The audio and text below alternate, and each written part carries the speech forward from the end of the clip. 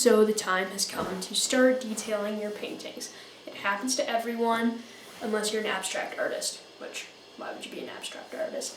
And so when you are detailing your paintings, sometimes what matters even more than the way you apply the paint to the canvas is the way you apply the paint to your brush. In this video, I'm going to be explaining some of my keys, not to create awesome detail work, but to get your brush ready for detail work. Let's get into it.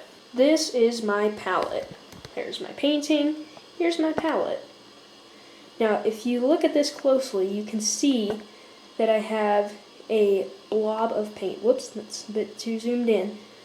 And this is super important because if I just have like a flat bit of paint like this, where it's just barely above the palette, there's not much depth to it, what happens is you end up having to scrape across the palette to grab paint. And what that does is, rather than applying a lot, oh, my brush is way out of focus.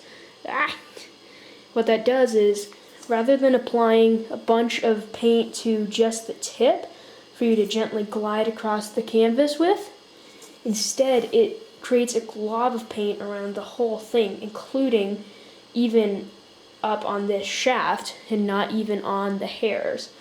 So what you want is just a simple globulate of paint on your palette. You can even mix this up, but keep it in more of a blob, and then just reach down, I'm doing this with my left hand, and just barely get some paint on the tip of it, then pull it back, and you can see that there is an even layering of paint along the entire brush.